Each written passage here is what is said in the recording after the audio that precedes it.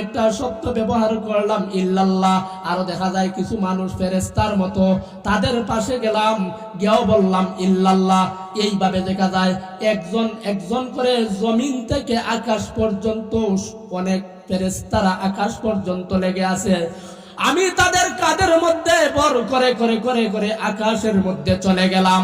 আকাশের মধ্যে যাওয়ার পর আমি তাদের কাছে গিয়া বললাম ইল্লাল্লাহ। তখন সময় একটা আওয়াজ আসলো, তুমি কে এখানে ইল্লাল্লাহ বলতেছো?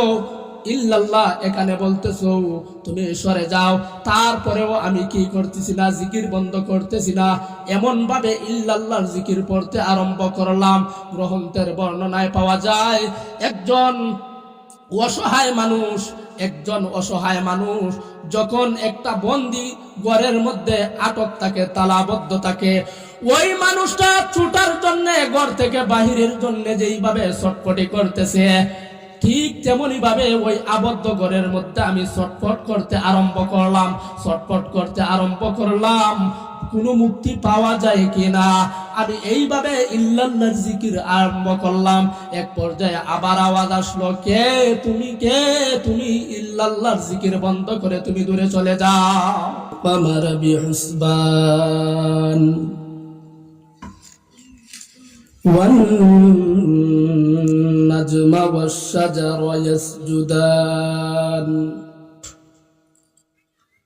وفضل زمانا على زمان كما فضل مكانا على مكان وإنسانا على إنسان ونشهد أن لا إله إلا الله وحده لا شريك له ونشهد أن سيدنا وسندنا وحبيبنا ومولانا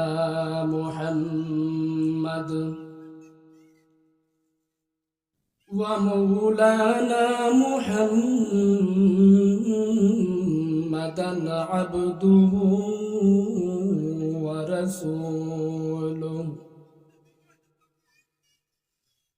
الذي أرسل إلى الناس كافة بشيرا ونذيرا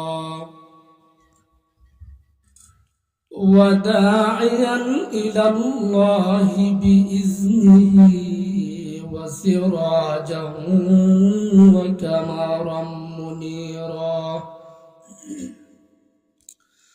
أما بعد فأعوذ بالله من الشيطان الرجيم.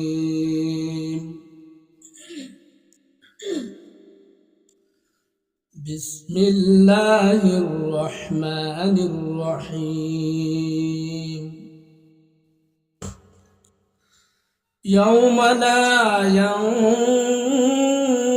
ينفع مال ولا بنون إلا من أتى الله بقلب سليم. إن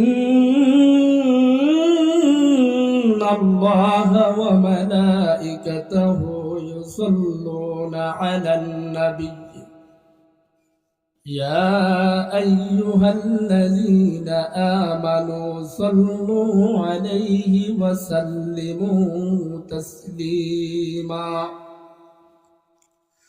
اللهم صل على محمد وعلى آل محمد كما صليت على إبراهيم وعلى آل إبراهيم إنك حميد مجيد. اللهم بارك على محمد وعلى آل محمد كما باركت على إبراهيم وعلى آل إبراهيم إنك حميد مجيد. الحمد لمن قدر خيرا وخبالا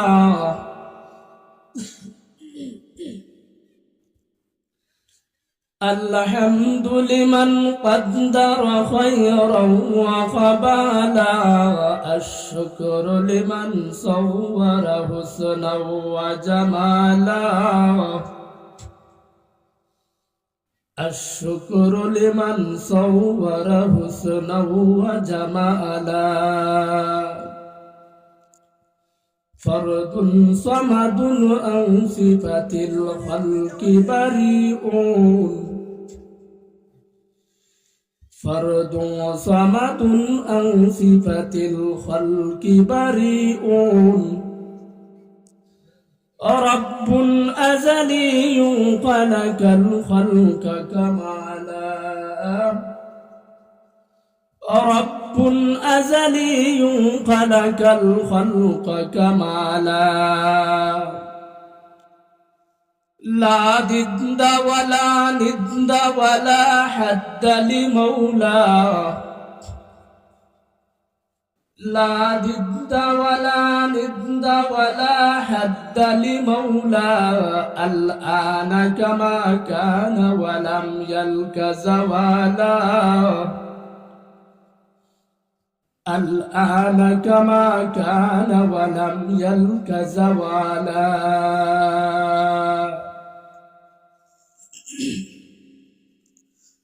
ঐতিহ্যবাহী দক্ষিণ পাঁচাউন কান্দিপাড়া ইসলামী যুব সমাজ কল্যাণ পরিষদের উদ্যোগে আয়োজিত আজকের ইসলামী মহাসম্মেলনের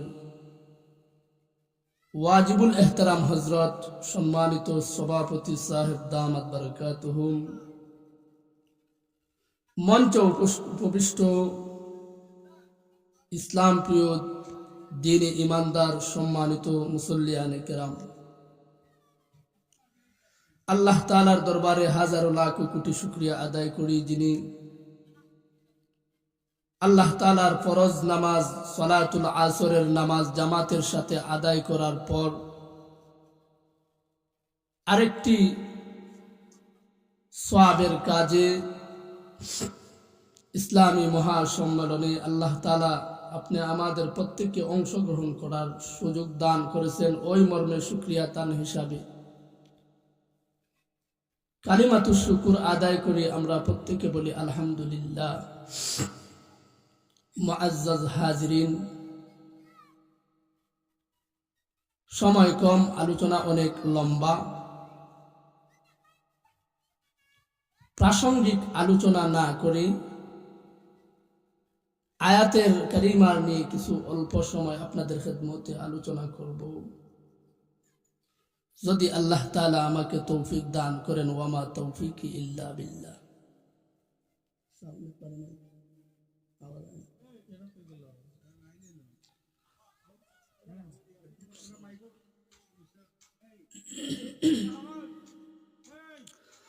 আমি আপনাদের খেদমতে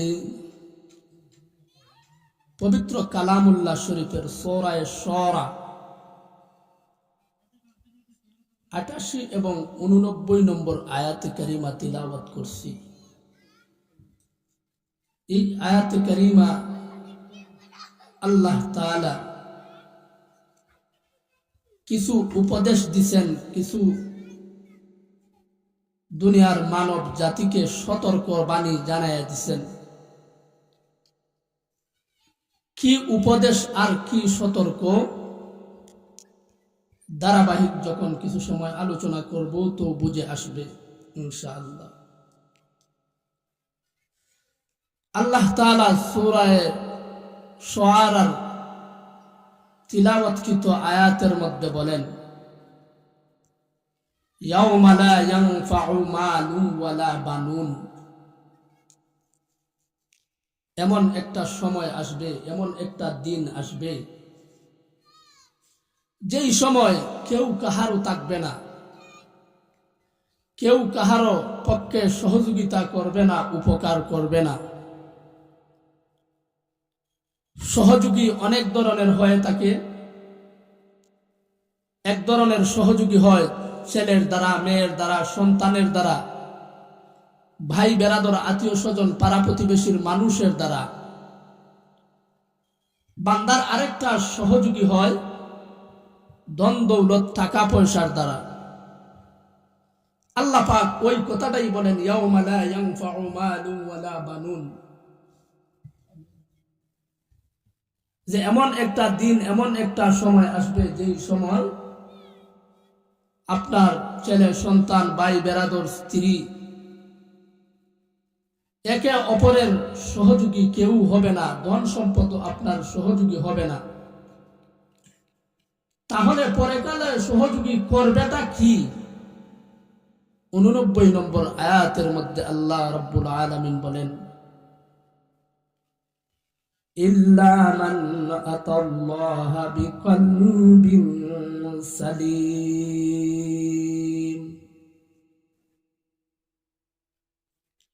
বান্দার কোনো কিছুই আল্লাহর দরবারে,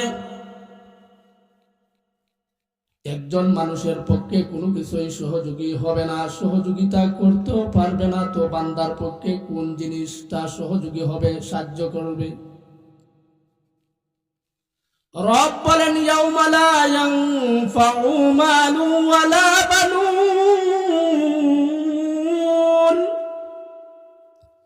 ইল্লা মান আতাল্লাহা বিকলবিন সালিম। বান্দার পরকালে একটা জিনিস উপকারে আসবে, তার নাম হলো পরিশুদ্ধ ঈমান, তার নাম হলো খালিস ঈমান। আল্লাহ রাব্বুল আলামিন বলেন, দুনিয়াতে মানুষ একে অপরের সঙ্গে বিভিন্ন প্রকারের বাহানা করে, পরকালেও মানুষ বাহানা করবার চাইবে, বাহানা করবে। আল্লাহ বলবেন, তোর বাহানা আমার দরবারে কোনো গ্রহণযোগ্য হবে না। মাওলায়ে কারীমের দরবারে প্রত্যেকটা মানুষ, পুরুষের মধ্য থেকে হোক আর মহিলাদের মধ্য থেকে হোক, অর্থাৎ প্রত্যেকটা ইনসান আর প্রত্যেকটা জিন হাজিরা দিবে। তখন মানুষের মধ্য থেকে কেউ কেউ আল্লাহর দরবারে বাহানা তালাশ করবে। আল্লাহ রাব্বুল আলামিন বলেন, বান্দা, তোর কোনো বাহানা আমার দরবারে গ্রহণযোগ্য হবে না।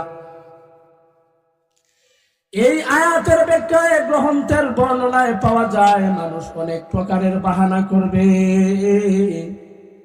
তন্মধ্যে এমন এমন মানুষ বাহানা করবে, আল্লাহ, আমি দুনিয়াতে ছিলাম অসুস্থ, আমি দুনিয়াতে ছিলাম রোগাক্রান্ত, আমি দুনিয়াতে ছিলাম বেমারি, যার কারণে আমি পরিপূর্ণভাবে নামাজ আদায় করতে পারিনি, রোজা রাখতে পারিনি। আল্লাহ, তুমি আমাকে মাফ করে দাও। আল্লাহ রাব্বুল আলামিন বলবেন, তুমি বাহানা দেখাচ্ছ, তুমি বেমার, তুমি অসুস্থ। আল্লাহ রাব্বুল আলামিন এমন একজন মানুষ, মানুষের মধ্য থেকে একজন শ্রেষ্ঠ মানুষ, পয়গম্বর হযরতে আইয়ুব আলাইহিস সালাম। আইয়ুব আলাইহিস সালাতু ওয়াস সালামকে আল্লাহ দাঁড় করিয়া দেখাইয়া দিবেন, ও অভিযোগ করনেওয়ালা, তুমি দুনিয়াতে বেমারির অজুহাত দেখাইতেছো, অথচ আইয়ুব পয়গম্বর সারাটা দেহ ক্ষত বিক্ষত হয়ে গেছে, তারপরেও আমি আল্লাহর সার্বক্ষণিক ইবাদত বন্দেগী করছে, একটা মুহূর্তের জন্যও আইয়ুব আমাকে বলে নাই। আইয়ুবের ঘটনা যদি বলি, আসর থেকে মাগরিব শেষ হয়ে যাবে, লম্বা চূড়া আলোচনা। এইভাবে প্রত্যেকটা মানুষ অভিযোগ করবে, অভিযোগের মধ্য থেকে আরেকজন অভিযোগ করবে, আল্লাহ আমি ছিলাম দুনিয়াতে বড় রাজা, বড় বাদশাহ, বড় সম্পদশালী, এই সম্পদ এই টাকা পয়সা হওয়ার কারণে আমি ওইগুলোকে আমি গুছাইতেছিলাম, ওইগুলাকে আমি রক্ষণাবেক্ষণের কাজে দায়িত্বে নিয়োজিত ছিলাম, যার কারণে আমি নামাজ পড়তে পারি নাই, শরিয়া মানতে পারি নাই, আপনার হুকুম মানতে পারি নাই, অতএব আমি মাজুর, আমাকে মাফ করে দেন। আল্লাহ তাআলা এমন একজন মানুষকে দাঁড় করাইবেন, তার নাম ছিল, তাফসীরের বর্ণনায় পাওয়া যায়, ইব্রাহিম আলাইহিস সালাতু ওয়াস সালাম। সম্পদ থাকার পরও কিন্তু একটা মুহূর্তের জন্য তার মালিক তার আল্লাহকে বলেন নাই, অতএব তুমি যে অভিযোগ করতেছো এগুলা ধোঁকা, এগুলা বাটফারি, জাহান্নামের মধ্যে যাও। সম্পদ হইলেও আল্লাহকে চিনা যায়, আল্লাহকে জানা যায়, আল্লাহর ইবাদত বন্দেগী করা যায়, সম্পদের দোয়াই দেয়া কেউ পরকালে বাঁচতে পারবে না। আমাদের মাযহাবের ইমাম হযরতে ইমাম আজম আবু হানিফা রাহমাতুল্লাহি আলাইহি, আল্লাহু আকবার কিতাবের বর্ণনায় পাওয়া যায়, এত সম্পদের অধিকারী ছিলেন, উনার সম্পদের এত পরিমাণ সম্পদ আল্লাহ দান করছেন। ইমামে আজম আবু হানিফা রাহমাতুল্লাহি আলাইহি যিনি দরস দিতেন, যখন হাদিস পড়াইতেন, এই হাদিস শুরু থেকে নিয়ে শেষ পর্যন্ত পৌঁছানোর জন্য মুকাব্বিরের প্রয়োজন হতো। হাজারো হাজারো লাখ লাখ ছাত্রের খাবার উনি একাই গ্রহণ করতেন। সুবহানাল্লাহ। দুনিয়াতে কোন মানুষ আছে হাজার হাজার লাখ লাখ মানুষ খাওয়াইতো? কোথাও কোথাও বিবাহ শাদীত গেলে অথবা দাওয়াত গেলে 500 জায়গা যখন 700 হয়, মালিকের মাথা গরম হয়ে যায়। ওই জায়গায় তদানীনকাল সময় ইমামে আজম আবু হানিফা রহমতুল্লাহি আলাইহি হাজার হাজার লক্ষ লক্ষ ছাত্রের খাবার উনার পরিবার বহন করত, ছাত্রের কিতাব উনি বহন করতেন, ছাত্রের কাপড় উনি বহন করতেন। তারপরেও তার মালিককে একটা মুহূর্তের জন্য কি করেন নাই, ভুলেন নাই।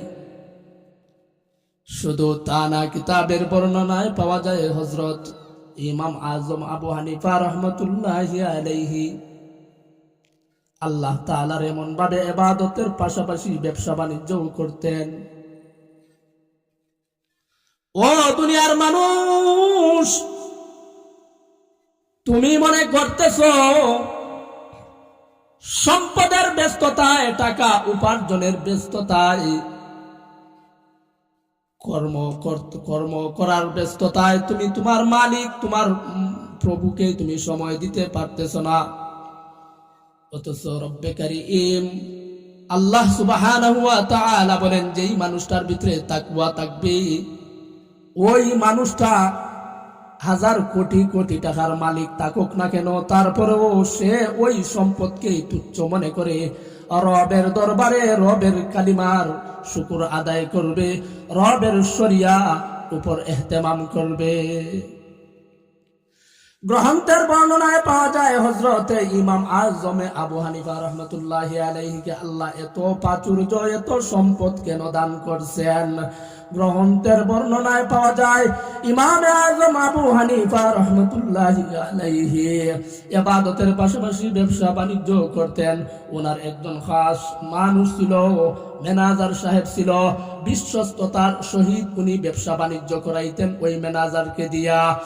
আল্লাহর বান্দা হযরত আজম আবু হানিফা রহমাতুল্লাহি আলাইহি একদিন বিশাল বড় কাপড়ের বান্ডিল, কাপড়ের তান ওই ম্যানেজারের সামনে হাজির করলেন আর বললেন, ম্যানেজার তুমি ওই তানগুলা বিক্রি করো, তবে কিছু কাপড় এমন ছিঁড়া আছে, নষ্ট আছে, ভালো যেই কাপড়, ভালো যে কাপড়ের তান ওটা তুমি আলাদা সুলভ মূল্যে বিক্রি করবা। সিরা যেই কাপড়, সিরা যেই তান, ওই তানটা আলাদা কম দামে বিক্রি করবা। খবরদার খরিদ্দারকে তুমি ধোঁকা দিবা না। আল্লাহর বান্দা ম্যানেজার সাহেব ওই কাপড়ের তান নিয়ে চলে গেল বিক্রয়ের জন্য। এক পর্যায়ে সমস্ত কাপড়ের তান, সমস্ত বাইন্ডিং বিক্রি করে ফেলল, কিন্তু স্মরণ নাই। আবু হানিফা রহমতুল্লাহি আলাইহি বলছিলেন যে কিছু তানের মধ্যে কিছু কাপড় ছিঁড়া আছে, পাটা আছে, কম দামে বিক্রি করার জন্য। উনি ভালো কাপড়ের মতো ছিঁড়া কাপড়টাও উনি বিক্রি করে ফেলছেন। সমস্ত টাকা যখন বিক্রি করার পর, সমস্ত টাকা যখন কোষাগারের মধ্যে রাখবে, তো ইমাম আজম আবু হানিফা রহমতুল্লাহি আলাইহি ম্যানেজারকে ডাক দিয়া বলেন, ও ম্যানেজার, টাকা তুমি কোষাগারের মধ্যে রাখবা, ছিঁড়া কাপড়ের দাম তুমি কত পাইলা, ছিঁড়া কাপড় কত টাকা বিক্রি করছো, আর ভালো কাপড়ের তানগুলা কত বিক্রি করছো, একটু হিসাব দাও। তখন ম্যানেজার ডাক দিয়া বলে, ছিঁড়াটার সঙ্গে আমি ভালোটার দাম একত্র করে ফেলেছি। ছিঁড়াটার যে দাম, ভালোটারও এ দাম, ভালোটারও যেই দাম, ছিঁড়া কাপড়েরও একই দাম। ইমাম আযম আবু হানিফা রাহমাতুল্লাহি আলাইহি বললেন, তোমাকে আমি বলছিলাম ভালো যেই সমস্ত কাপড় ভালো দামে তুমি বিক্রি করবা, আর ছিঁড়া কাপড় ছিঁড়া দামে বিক্রি করবা, কম টাকায় বিক্রি করবা। এই টাকাগুলা তুমি কেন একত্রিত করে ফেললা? তুমি যেহেতু ছিঁড়া এবং ভালো কাপড়ের তান এক হিসাবে তুমি বিক্রি করেছো, অতএব ওই টাকা আমার কোষাগারে রাখবে না, ওই টাকাগুলি তুমি হত দরিদ্র গরিবের মধ্যে বন্টন করে দাও। কেমন আল্লাহর বান্দা ছিলেন! আর আপনি আর আমি বর্তমান ফসলের মৌসুম চলতেছে, আলু, টমেটো, কিরা, আরো এভরিথিং, অনেক কিছু, মিষ্টি কদু সহ। মাশাআল্লাহ দেখা যায় টুকরি হাজাইল বড় ডাইন দেয়া বিত্রে দি 2 নাম্বার। ও বাচ্চা চবালা দেও বা আল্লাহর বান্দা যে সুন্দর খেয়ে মারুন তলে দিও, কলটি বাদ দোয়া দিয়া বেগর ভিতরে দাও। বাড়িত গিয়া পাইলাই কিতা দেখলাম নু কত সুন্দর। অয় তুমি চোখ দিয়া দেখে আনছো নি? ও ভাই, তুমি বাজারের মধ্যে দুকা দিলা, বউয়ে হন গাই লিতেছে। অথচ নুমান ইবনে সাবেত ইমামে আজম আবু হানিফা রহমতুল্লাহি আলাইহি কইয়া দিছেন, বেটা কাপড় বালাটা বালা দামে আর সিরাটা কম দামে বিক্রি করিস। তুই যেহেতু বালাটার দামেও সিরাটা বিক্রি করছস, অতএব এই টাকাটা আমার কোষাগারে রাখবি না, ওই টাকাটা তুই হত দরিদ্র গরিবের মধ্যে বন্টন করে দে। এর ফলে আল্লাহ সুবহানাহু ওয়া তাআলা এত খুশি হইছেন এই আবু হানিফার প্রতি। আল্লাহ তাআলা তার সম্পদ এইভাবে বৃদ্ধি করে দিয়েছেন, সুবহানাল্লাহ। আর আমরা 1000 আরো 500 দিও সপ্তাহে। ইমাম সাহেব আমার আগে বয়ান দিয়ে গেছেন সুদের বিষয়ে। প্রত্যেক সপ্তাহে 10,000 দিন, তুমি 1000 দিলেই আমারে, মাসে কেউ বৎসরে বালা। এইরকম হালত, এইরকম অবস্থা, এই যে সততা নাই, তুমি যে এইভাবে খাইছো, এইগুলা হইরা কতদিন খাইবা? এইগুলার মধ্যে আরাম নাই, এইগুলা হচ্ছে হারাম। আরাম হচ্ছে হালালের মধ্যে। এই কিতাবের বর্ণনায় পাওয়া যায় তদানীনকাল সময় কত টাকা দিছিলেন ইমাম আবু হানিফা রহমতুল্লাহি আলাইহির ওই জামানায়, ওই সময় গ্রন্থের মধ্যে পাওয়া যায় 30,000 দিরহাম। বর্তমানে হিসাব লাগাইন 6 লাখ টাকা। তদানীনকাল সময় 30,000 দিরহাম ছিল। আল্লাহু আকবার। ওই দিকে আমি যাব না, যে এই কথাটা বলতে চেয়েছিলাম যে টাকা পয়সা সব কিছু, কোনো কিছুই আসবে না, আসবে পরিশুদ্ধ ঈমান, খালিস ঈমান। তাহলে দেখা যায় টাকার পিছে, ধনের পিছে, সম্পদের পিছে আমরা ঘুরতেছি কেন? কুরআনুল কারীমের আরো আয়াতের মধ্যে আল্লাহ সুবহানাহু ওয়া তাআলা বলেন, যে এই আল্লাহ রাব্বুল আলামিন এই সম্পদ, এই টাকা, মানুষের আকর্ষণ আছে। কোনো মানুষ যদি হয় যে টাকার প্রতি কোনো আকর্ষণ নাই, লোভ নাই, লালসা নাই, এটা মিথ্যা হয়ে যাবে। এই জন্যে আল্লাহ তাআলা বলেন টাকা পয়সা ধন দৌলত ইবাদত হিসাবে গণ্য হবে। কখন গণ্য হবে? যখন আইন এবং কানুন মানিয়া তুমি রোজগার করবা, টাকা পয়সা ইনকাম করবা, তুমি চাকরি করবা, ব্যবসা বাণিজ্য করবা, ক্ষেত কামারের মধ্যে কাজকর্ম করবা, তখন সময় ওই কাজকর্মটাও হবে ইবাদত, বিদেশ যাওয়াটাও হবে বান্দার ইবাদত, বাজারের মধ্যে আলু আর মূলা আর ধনিয়া পাতা কাঁচামরিচ বিক্রি করাটাও বান্দার জন্য হবে ইবাদত, মানুষ ব্যাংকে চাকরি করবে এটাও হবে ইবাদত, কৃষি কাজ করবে এটাও হবে ইবাদত।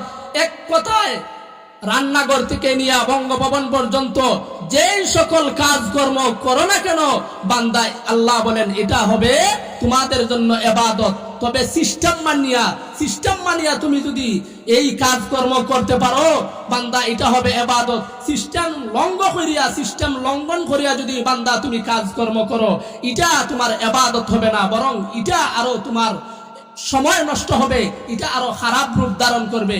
এই জন্য আল্লাহ সুবহানাহু ওয়া তাআলা বলেন টাকা পয়সা ইবাদত হবে কোন সময়? আল্লাহ তাআলা বলেন মানুষের চারটা জিনিস প্রয়োজন। এক নম্বরের জিনিস হচ্ছে মানুষের খাদ্য। চারটা জিনিস মানুষের জন্য কিতা উপকারে আসবে। চারটা জিনিস মানুষের উপকারে আসে। এক নাম্বার হলো মানুষের কি? খাদ্য। দুই নাম্বারে হলো মানুষের বস্ত্র। তিন নাম্বারে হলো মানুষের বাসস্থান। চার নাম্বারে হলো মানুষের জন্য যানবাহন। এই চারটা জিনিস মানুষের অপরিহার্য। ওই চারটা জিনিস যখন মানুষ করতে যাইবে তো মানুষের টাকা পয়সার প্রয়োজন হবে। মানুষ বেঁচে থাকার জন্য সর্বপ্রথম হলো খাদ্য। কোন মানুষ যদি খাবার না খায়, খাদ্য না খায়, ওই মানুষটা দুর্বল হয়ে যায়, ওই মানুষটা অসুস্থ হয়ে যায়। যদি কোনো মানুষ অসুস্থ হয়ে যায়, দুর্বল হয়ে যায়, ওই মানুষ ইবাদত বন্দেগী করতে পারবে না। অতএব খাদ্য এমনিতেই আসবে না, খাদ্যটা খরিদ করে আনতে হবে। খরিদ কি দ্বারা করবা? টাকার দ্বারা করবা। বান্দা তুমি নামাজ পড়বা, নামাজের মধ্যে দাঁড়ানো ফরজ। বান্দা তুমি এখন নামাজ পড়বা, নামাজ দাঁড়ানো ফরজ। খাবারের মাধ্যমে মানুষের শক্তি হয়, দুর্বলতা দূর হয়। এই শক্তি অর্জন করতে যাইয়া তোমাকে অবশ্যই খাদ্য গ্রহণ করতে হবে। ওই খাদ্যটা বান্দা টাকা পয়সার দ্বারা খরিদ করে আনতে হবে। অতএব ওই সুরতের নামাজের জন্য আমি খাদ্য গ্রহণ করব, আর খাদ্য খরিদ করব আমি চাকরির মাধ্যমে। এই আল্লাহ রাব্বুল আলামিন ওই কথাটাই বলেন, তখন সময় তোমার চাকরি করাটাও ইবাদত। দুই নম্বরে বলা হয়েছে বস্ত্র। আল্লাহ রাব্বুল আলামিন বলেন বান্দা নামাজে দাঁড়াইবে তো নামাজের মধ্যে একটা আছে ৭০ টাকা। ৭০ টাকা মুস্তাহাব না নফল? ৭০ টাকা হচ্ছে ফরজ। এই ফরজ কাপড়ের অবশ্যই প্রয়োজন আছে। মানুষ এক গুল্লে দুই পাখি শিকার করতে পারবে। উদ্দেশ্য থাকবে ইবাদত। তো ইবাদতের পাশাপাশি তুমি পোশাক পরলা, সুন্দর সুন্দর পোশাক পরলা, বান্দা নামাজে দাঁড়াইবে, ৭০ অবশ্যই ফরজ আদায় করতে হবে। এই জন্য কাপড় খরিদ করতে হবে। কাপড় মানুষকে এমনিতেই দান করে না, টাকা পয়সা দেয়া মার্কেট থেকে, বাজার থেকে, দোকান থেকে খরিদ করে আনতে হয়। এই যে বান্দা খরিদ করে আনবে, এ টাকা পাবে কোথায়? অবশ্যই তাকে টাকার জন্য ইনকামের সোর্স এর দিকে সে হারতে হবে, হয়তোবা সে বিদেশ যাইতে হবে, অথবা কোনো কর্ম করতে হবে, অথবা হাল চাষ করতে হবে, অথবা দান ফলাইতে হবে। অর্থাৎ টাকা ইনকামের যে কোনো রাস্তায় থাকুক না কেন, বান্দা ওই রাস্তায় হাঁটতে হবে। হাঁটার পর সে উপার্জন করবে টাকা পয়সা, ওই টাকা পয়সা দেয়া সে কি করবে? বস্ত্র কিনবে, কাপড় কিনবে। কিন্তু উদ্দেশ্য থাকতে হবে, বান্দা আমি নামাজ পড়ার জন্য কাপড় করছি।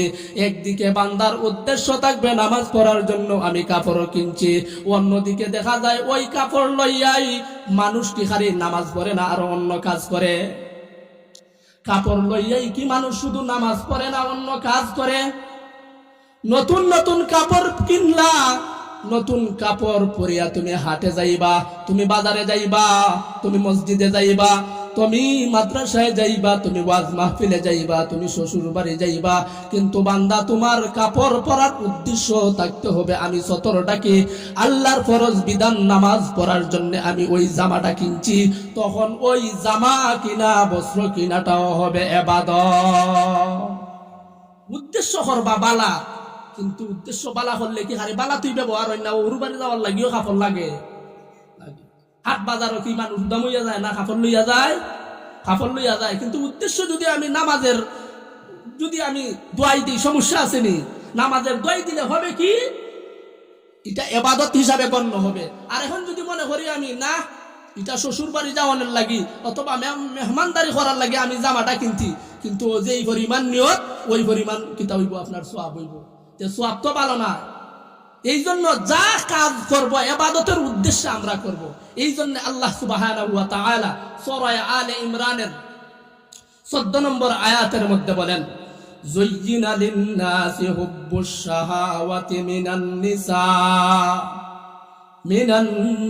নিসাই ওয়াল বানিনা ওয়াল কানাতিরিল মুকান্তারা والقناطير المقنطرة من الذهب والفضة والخيل والمصومة والأنعام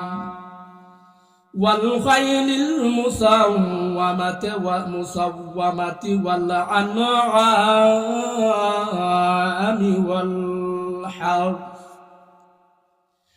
এই আয়াতে কারিমার মধ্যে রব্বে কারিম বলেন, নারী পুরুষ ছেলে মেয়ে সন্তানাদি আর রাশিকৃত স্বর্ণ রূপা টাকা পয়সা যা কিছু আছে, গবাদি পশু ক্ষেত খামার, এই সমস্ত ধন দৌলতের প্রতি আমি মানুষকে সুশোভিত করেছি।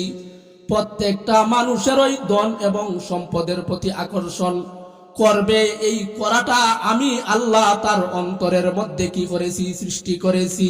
পয়গম্বরের সাহাবী হযরত ওমর রাদিয়াল্লাহু তাআলা আনহু বলেন, আমি ওই আয়াতের ব্যাখ্যা একটা দোয়ার মাধ্যমে করছি। কি দোয়ার মাধ্যমে? আল্লাহ রাব্বুল আলামিনের কাছে আমি এর দোয়া করছি, প্রভু ওই সমস্ত ধন আর ওই সমস্ত সম্পদ আমিও চাই, ওই শর্তে চাই, ইবাদতের শর্তে। ওই টাকা, ওই পয়সা, ওই সম্পদ যদি আমার ইবাদতের কাজে সহযোগী হয় তো ওই সম্পদ আমি চাই।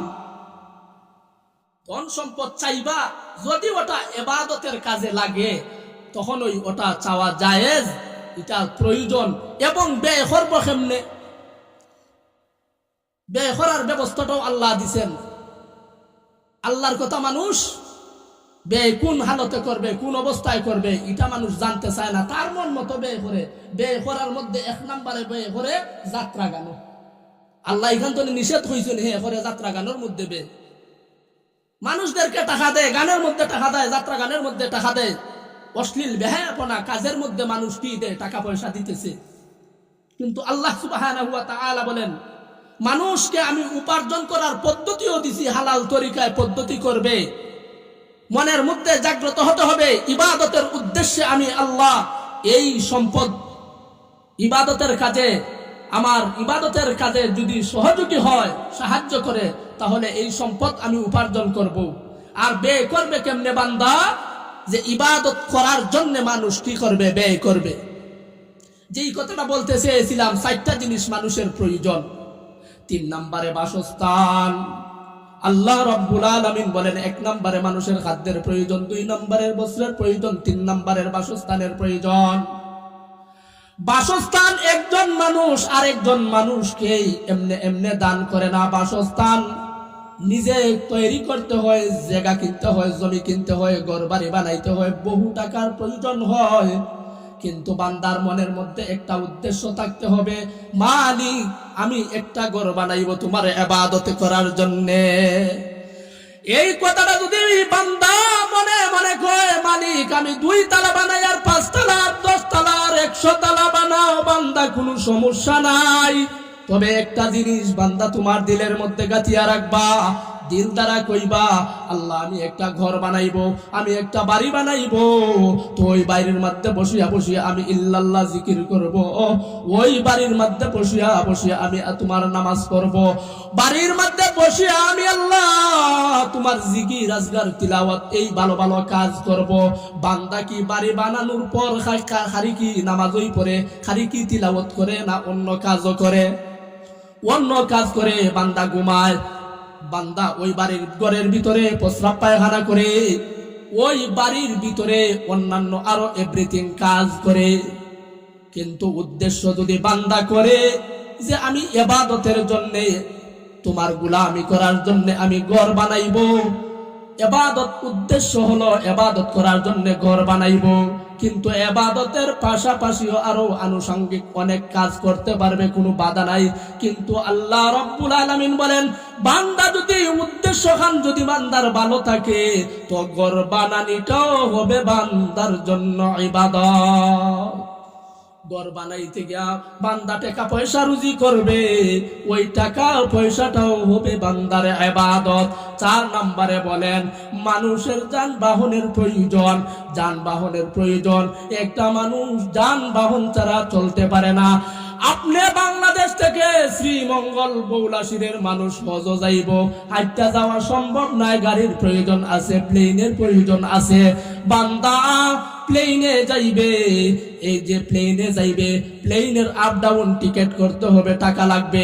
এই যে টাকা আপনি ইনকাম করবেন, উদ্দেশ্য থাকতে হবে আল্লাহ আমি তো তোমার বাড়ি দেখার জন্য বড় আক্ষেপ, আল্লাহ তুমি আমাকে এমন সম্পদ দান করো, এমন তহবিল গঠন করার তৌফিক দান করো, যেন আমি তোমার খানায়ে কাবা জিয়ারত করতে পারি, নবীজির রওজা আমি জিয়ারত করতে পারি। এই উদ্দেশ্যে নিয়ে যদি বান্দা লক্ষ লক্ষ লক্ষ টাকা যদি বান্দা দৈনিক প্রত্যেক মাসে বান্দা যদি ইনকাম করে, আল্লাহ রাব্বুল আলামিন বলেন তোর উদ্দেশ্য যেহেতু ভালো, তোর ইনকাম তুই দে করতেছস, যে ধরনের হালাল ইনকাম করস না কেন, আমি আল্লাহ ওই ইনকাম গুলাকেও ইবাদত হিসাবে গণ্য করে দেব। এই জন্য আল্লাহ রাব্বুল আলামিন বলেন, ও দুনিয়ার মানুষ, দুনিয়ার মোহে তোমরা পড়িও না। সিস্টেম মানিয়া আমি আল্লাহর কাছে আসতে হবে। সিস্টেম লঙ্ঘন করে যদি আসো, খবরদার, সিস্টেম লঙ্ঘন করে তুমি আমার কাছে আসবা না, তুমি নাজাত পাইবে না। একজন বিশ্ববিখ্যাত বুজুর্গ আরেকজন বিশ্ববিখ্যাত বুজুর্গের কাছে একটা চিঠি লিখলেন, স্বপ্নে পাওয়া সম্পদ, কিতাবের মধ্যে লেখে স্বপ্নে পাওয়া সম্পদ। বিশ্ববিখ্যাত ওই আল্লাহর ওলি একটা চিঠি লিখলেন। কার কাছে চিঠি লিখলেন? হাকিমুল উম্মত আশরাফ আলী তানবী রহমাতুল্লাহি আলাইহি, আশরাফ আলী তানবী রহমাতুল্লাহি আলাইহির কাছে একটা চিঠি লিখলেন। সর্বপ্রথম চিঠির মধ্যে লেখা, আসসালামু আলাইকুম হযরত, আমি প্রত্যেক দিন আপনার নির্দেশিত ওজিফাগুলা আমি মেনে যাচ্ছি, প্রত্যেক দিন আমি ওজিফাগুলা মেনে যাচ্ছি। একদিন আমি তাহাজ্জুদের নামাজ পড়ার পর জিকির আজগার করতেছি, তাসবিহ তাহলিল করতেছি, করতে করতে ইল্লাল্লাহ জিকির করতেছি, ইল্লাল্লাহ জিকির করতে করতে করতে এখনো দেখি ফজরের অনেক সময়, অনেক লম্বা একটা সময় আছে। এই ফজরের সময়ের আগ পর্যন্ত আমি আল্লাহ পাকের একটা জিকির করে ইল্লাল্লাহ জিকির, ইল্লাল্লাহ জিকির আমি করতেছি। করতে করতে জিকির করতে করতে এক পর্যায়ে আমার ঘুম হয়ে যায়। তখন দেখতেছি ঘুমাইয়া আমি দেখতেছি কিছু ফেরেশতা, কিছু মানুষ দেখতেছি।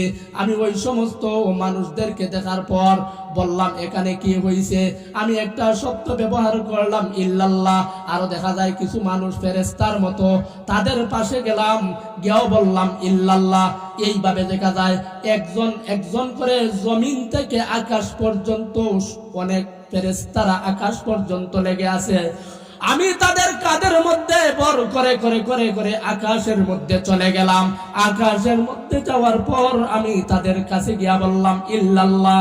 তখন সবাই একটা আওয়াজ আসলো, তুমি কে এখানে ইল্লাল্লাহ বলতেছো? ইল্লাল্লাহ এখানে বলতেছো, তুমি সরে যাও। তারপরেও আমি কি করতেছি না, জিকির বন্ধ করতেছি না। এমন ভাবে ইল্লাল্লাহর জিকির পড়তে আরম্ভ করলাম। গ্রন্থের বর্ণনায় পাওয়া যায় একজন অসহায় মানুষ যখন একটা বন্দী ঘরের মধ্যে আটক থাকে, তালাবদ্ধ থাকে, ওই মানুষটা ছুটার জন্য ঘর থেকে বাহিরের জন্য যেইভাবে ছটফটি করতেছে, ঠিক তেমনি ভাবে ওই আবদ্ধ ঘরের মধ্যে আমি ছটফট করতে আরম্ভ করলাম কোনো মুক্তি পাওয়া যায় কিনা। আমি এইভাবে ইল্লাল্লাহর জিকির আরম্ভ করলাম। এক পর্যায়ে আবার আওয়াজ আসলো, কে তুমি ইল্লাল্লাহর জিকির বন্ধ করে তুমি দূরে চলে যাও। কে তুমি এখানে ইল্লাল্লাহর জিকির করতেছো, তুমি দূরে চলে যাও, তোমার ইল্লাল্লাহর জিকিরের কোনো প্রয়োজন নাই। কিতাবের বর্ণনায় পাওয়া যায় ওই ব্যক্তিটা কান্না করতে করতে করতে করতে আকাশ থেকে নেমে আসলো। হঠাৎ দেখা যায় বিশাল বড় এক রাস্তার মধ্যে দেখা যায় আল্লাহর হাবিব জনাবে মুহাম্মদুর রাসূলুল্লাহ সাল্লাল্লাহু আলাইহি ওয়াসাল্লাম হাজার লক্ষ কোটি মানুষের সামনে বয়ান দিচ্ছেন। হাজার লাখ কোটি মানুষের সামনে বয়ান দিচ্ছেন। হযরত আশরাফ আলীকে উদ্দেশ্য করে উনি ওই চিঠিটা লিখছেন। আর আপনিও আল্লাহর নবী রাহমাতুল লিল আলামিনের পা মুবারকের নিচে কি যেন লিখছেন। আর আমি ওখানের মধ্যে কান্দাকাটি করতেছি। পয়গম্বর আরবি সাল্লাল্লাহু আলাইহি ওয়াসাল্লাম আমাকে দেখে বললেন, তোমার কি হয়েছে, তুমি কেন কাঁদতেছো, তোমার চোখ দিয়া এইভাবে জড়জড়াইয়া কেন পানি পড়তেছে। তখন আমি আমার ঘটনাটি বললাম। ঘটনাটি বলার পর পয়গম্বর বললেন, তুমি তো শরীয়তের ইহতিমাম করো না, তুমি পরিপূর্ণ শরীয়তের ইহতিমাম করতেছো না, তুমি নিয়ম কানুন মানতেছো না। তুমি নিয়ম কানুন মানার জন্য আমি আল্লাহর দরবারে তোমার জন্য দোয়া করে দিতে পারি। এই বলে রাহমাতুল লিল আলামিন পয়গম্বরের দুইটা হাত আকাশ বরাবর দাঁড় করে দিলেন। লক্ষ লক্ষ মানুষ তারাও আকাশের দিকে দুইটা হাত বাড়াইয়া দিল। ও আশরাফ আলী, আমিও দুইটা হাত বাড়াইয়া দিলাম। এইভাবে পয়গম্বর আমাকে নিয়ম কানুন মানিয়া, ইসলামের শরিয়া মানিয়া ইহতিমাম হওয়ার জন্য আমার জন্য দোয়া করছেন। সবাই হাত বাড়াইলো, আমিও বাড়াইলাম। হঠাৎ আজান আসলো আমার কানের মধ্যে। যখন আজান আসলো তো আমার ঘুম ভেঙে গেল। আমি ভঙ্গ হইয়া দেখে আমার দুইটা হাত আকাশ বরাবর এখনো খাড়া আছে। এই কথা আমি বুঝবার চাই, মুর্শিদ দয়া করে আমাকে এই জবাবটা দিবেন। আশরাফ আলী থানভী রাহমাতুল্লাহি আলাইহি বলেন, যখন আমি চিঠিটা পড়লাম, তোমার চিঠিটা দেখলাম, খুব গভীর মনোযোগ সহকারে আমি কি করছি, ওই চিঠিটা পড়ছি। চিঠি পড়ার হালতে আমি সিক্তার হালত হয়ে গেলাম। এই চিঠিটার মধ্যে তোমার স্বপনের মধ্যে অনেক বড় একটা মূল্যবান সম্পদ। সেই সম্পদটা হলো বান্দা, তুমি সহ পৃথিবীর যে সকল নর এবং নারী আছে, ইহতিমামের সহিত শরীয়ত মানিয়া যদি বান্দা আল্লাহর গুণকীর্তন করে, আল্লাহ রাব্বুল আলামিন বলেন শরীয়ত মানিয়া যদি গুণকীর্তন করে, শরীয়ত মানিয়া যদি বান্দা হাল চাষ করে, ক্ষেত্র কামার করে, ব্যবসা বাণিজ্য করে, বান্দার জন্য আল্লাহর দরবারে ওটাই গ্রহণযোগ্য হবে। শরীয়ত ছাড়া, শরীয়তের ইহতিমাম ছাড়া যেইভাবে ইল্লাল্লাহ জিকির পড়লে আল্লাহ রাগান্বিত হন, আল্লাহ গুসা হন, ঠিক তেমনি ভাবে ও বান্দা তুমি হাল চাষ করলা, ব্যবসা বাণিজ্য করলা, শরীয়তের ইহতেমাম করলা না। আল্লাহ রাব্বুল আলামিন বলেন তোমার ব্যবসা বাণিজ্য উপার্জনকৃত টাকাগুলা পাও, এখন শরীয়তের ইহতেমাম কি?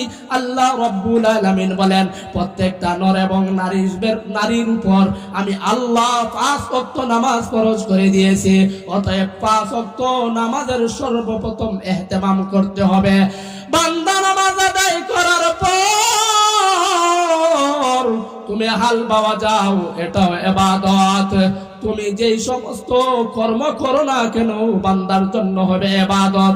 এখন নামাজ পড়লাম না, ব্যবসা বাণিজ্য করলাম, দুনিয়াদারির কাজ কর্মের মধ্যে লিপ্ত ছিলাম, আল্লাহ বলেন ওই কাজ কর্মটা হবে ফাও, ওটা ইবাদত হিসাবে গণ্য হবে না। অতএব বান্দাকে আল্লাহ রাব্বুল আলামিন বলেন আল্লাহর কাছে গ্রহণযোগ্য হতে গেলে পরিশুদ্ধ একটি ঈমানের প্রয়োজন। ওই ঈমানটা তখন সময় আল্লাহর দরবারে গ্রহণযোগ্য হবে যখন তার অন্তরটা হবে তাকওয়া দ্বারা ভরপুর। ই কালামে জিন্দা কুরআনে হাকিম খদমতে ওলা জালায়াস তো কাদিম জামিউল ইলম ফিল কুরআনে হাকিম তাকাসরত আনহা আফআমুর রিজালিন हकीकत से दुनिया बेखबर है, दुनिया की नुमाइश पर नजर है। नमी गोयम के आज दुनिया जुदा बाश बहर कारे बतस्बीह ज़बानास। আল্লাহ রাব্বুল আলামিন বলেন ঈমানকে পরিশুদ্ধ করার জন্য, ঈমানকে পরিশুদ্ধ করার জন্য এক নাম্বারের মেডিসিন, ওই মেডিসিনের নাম হলো তাকওয়া।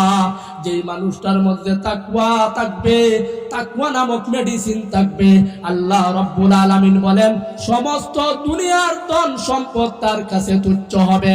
এমনও গ্রন্থের মধ্যে পাওয়া যায় তাকওয়া অন্তরের মধ্যে তাকওয়া থাকার কারণে বাদশাহী পর্যন্ত ছেড়ে দিয়েছে।